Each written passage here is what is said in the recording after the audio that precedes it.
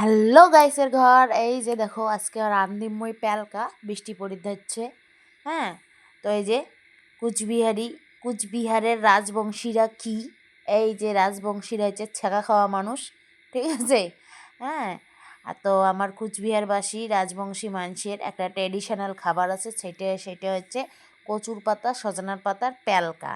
এই প্যালকা খেলেই বোঝা যাবে রাজবংশীরা কি।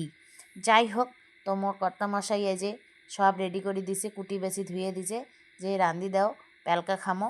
তো এই কচুর পাতা সজনার পাতা সব কুটি বেশি ধুয়ে দিছে, এলা মুই রান্ধিম। তো দেখো মুই কড়াইটাত ভাজি চং পটল, এই পটল ভাজা কড়াইটাতে দিলুম কাঙফির কন্যা কেমন একটা কড়াই, যাই হোক তো দিলুম।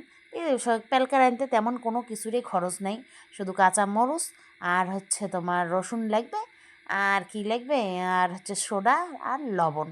তো দেখো মুই একটু কাঁচামরিচ আর রসুনগুলো না থেতো করে নিছং, নিয়ে দিছং কাঁচামরিচ চিড়ি দিছং, আর হচ্ছে এপাশে লবণ দিলুম। এলা এই যে পরিমাণ মতো সোডা দিম, পরিমাণ মতো সোডা দিয়ে এখন ভাজা ভাজা করি নিম। হালকা জল দিম, জল দেওয়ার পরে দেখো কি সুন্দর কালার। তারপরে তো লাস্টে এখানে ঘুটুনি দেওয়াই খেবে, সব মিক্সড হবে, তাহলে তো টেস্ট আরও জমবে নাকি।